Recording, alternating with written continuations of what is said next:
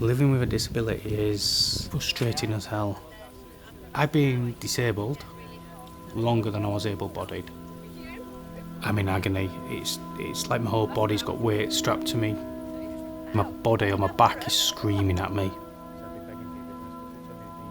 This year was the 20th anniversary of my accident.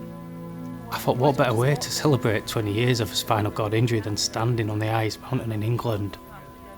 There'll be nobody else in England with a spinal cord injury as high as me that day. Right, here we go. Let's do this.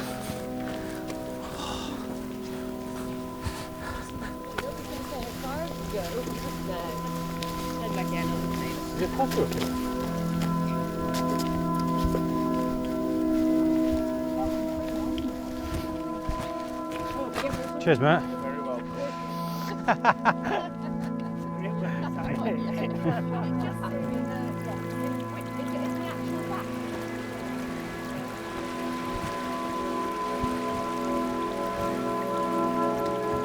The doctors told me I'd be back in a wheelchair at 40. I've got 3 years to see these beautiful views.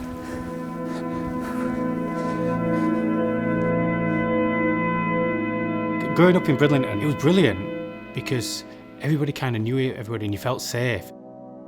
I had a brilliant childhood. It was unbelievable. We had a big field in front of our house, so I was just out every day playing football. That's all I really wanted to ever do. I wasn't really that bothered about school. I always wanted to be a professional footballer. That's all I wanted.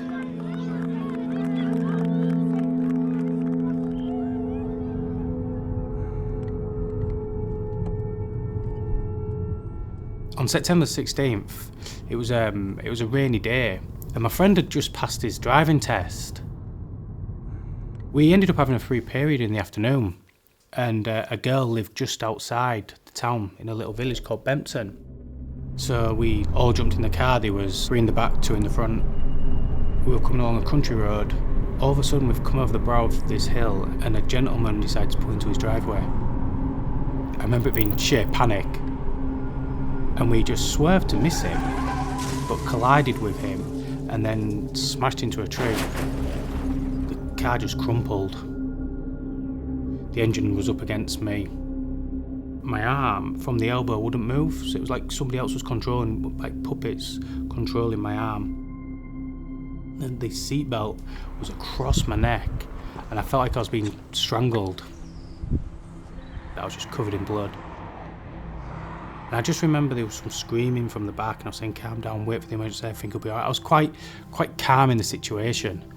And then the emergency service came, and then I got airlifted to Hull Royal. Not being able to move or communicate, it was scary as hell. They'd sent me straight in for an x-ray, then realised what had happened. I broke C4, 5 and 6, it's this part of your neck. What they had to do is they had to rebuild my neck. I didn't understand it. I didn't understand what had happened to me. I got transferred to Pinfield Spinal Unit, and I remember laying there and just seeing everybody in wheelchairs and thinking, is this my life? I remember thinking, I've got to grow up pretty quickly here. I actually managed to get movement back in both legs. 2.5 months after the accident, I managed to walk for my first legal pint to the bar.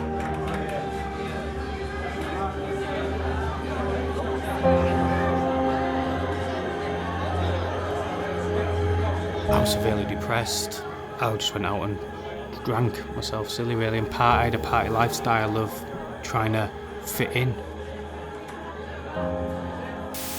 Out all the time, looking for any excuse to get drunk. I did that for a number of years. I wasn't bothered about anything. Inside I was crying, I was in so much pain, but I didn't have the courage to tell anybody what was really going on. I lost my mum to cancer, and then it went really downhill. My mum was my best friend, it's like having a piece of your heart ripped out. I was crying myself to sleep every night. I used to wake up every single day thinking, I need a reason to stay alive today.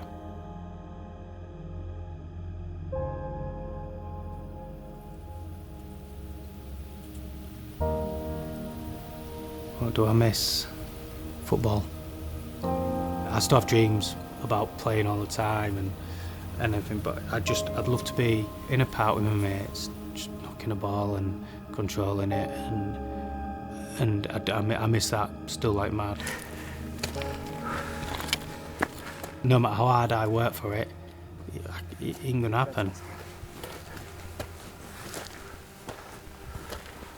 But I can set small, achievable goals and get that feeling of satisfaction of doing so, which then leads on to bigger things.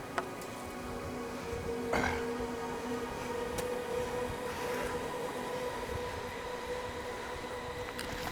just want to see how far we can go. I really do want to see how far I can push.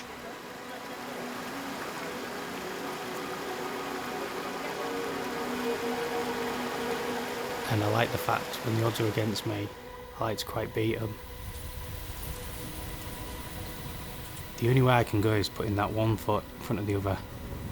I don't even think about the summit. I'll see a point and I think, right, I'm getting to there. And even me doing that, having my injury, it's a massive achievement. Come on, 50 yards at a time. Once I've done that 50 yards, right, where's the next 50 yards? Because I want this feeling of, I've just accomplished this. I want that again. Mentally, I knew that I'd do it. It was just whether my body was going to allow me to do it. Shit. I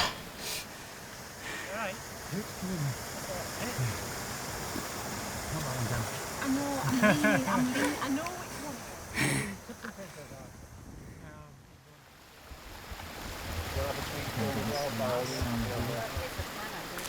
It's a good deal, isn't it? You take the biscuits.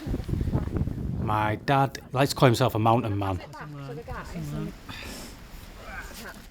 We had a good relationship prior to my accident. He'd take me to football every weekend, but then we didn't get on for a lot of years, just didn't see eye to eye. Right at this, where the past V there. There. So we'll just go in there, and then something's. So we've got about a kilometre to that corner then. When I was in that wheelchair, there's not a chance he would have imagined us standing on Scafell Pike together. We tend to take the shortest route and the quickest route to the top, but that shortest route tends to be the hardest route. I can't keep going. I need regular stops. My knees kill all around my lower back and my sciatic nerve. It's like it's just pulling.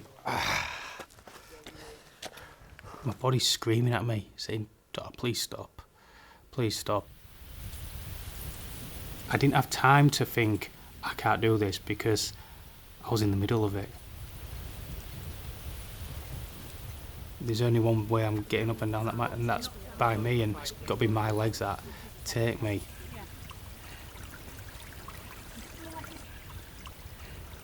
I met Jem, and we just clicked. She got it, and I was very honest from the start regarding my injury. I did say there'll be a time where I will be in a wheelchair, and she will have to help me more and things like that. But she also knows I'm a fighter. She's my rock, and she's by my side with it. She's constantly worrying about me. She's checking to make sure that I'm not going to pass out, and I'm getting enough like liquid and enough sweets, enough energy, and all these different things. And we do get each other, yeah. Which wouldn't be the same without Jem being there with me. If I was stood there on that day at the top without her there, there'd be a part missing. Jem, What? You want to make any more wisecracks? I'm hilarious. Jem, I love you. About 3/4 of the way up, you hit this this wall. It's the hardest part of the walk. It just looks like this big gravel face that goes through the mountain. And as I approached it and got closer to it, I realised how hard it was going to be. And I had to reset, I had to change my plan, I had to change the goals of how I was going to try and get up this bit. No. There's parts on it where you're looking up and you're thinking, how are we getting up this? One wrong footstep up there, it's trouble. Whoa, shit! No, it's alright. Don't worry about me. Go this way.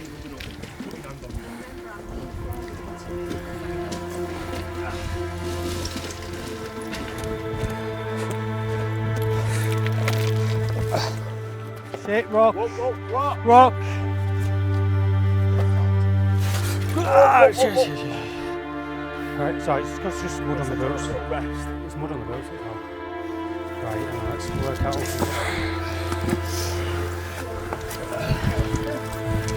Yeah. Need to get on this one. That's it.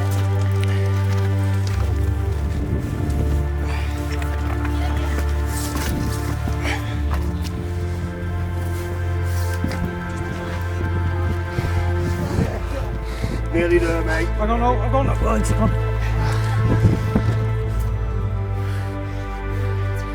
Come on, man, you come.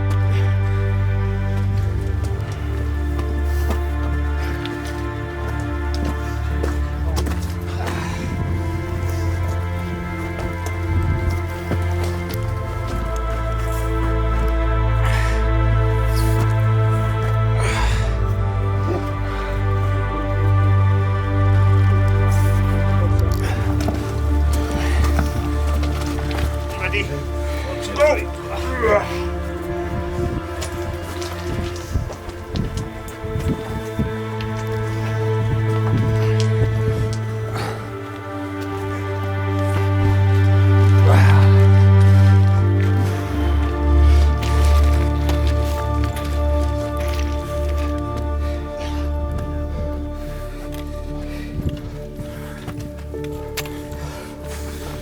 Yes.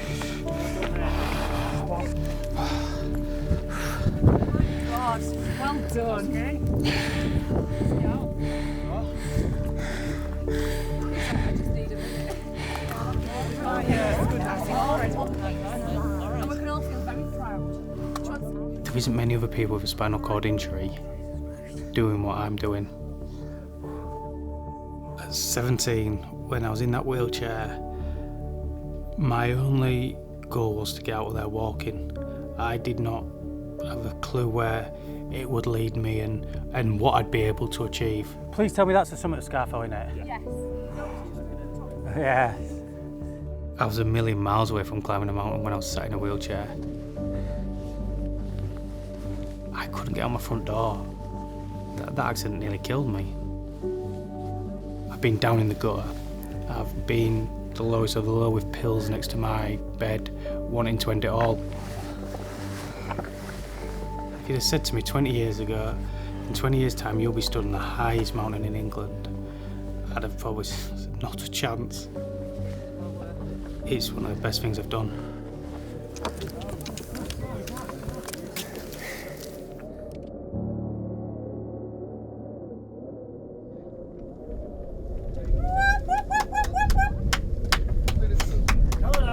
Well done, Allan.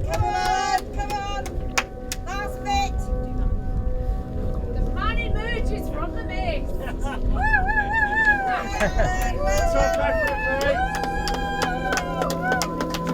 It's okay for a day. Absolutely amazing.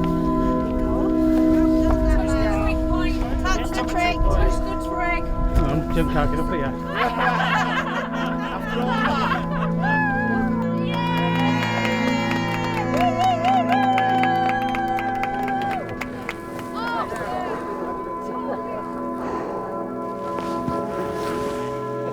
I couldn't do it without the team around me. They're so important to me.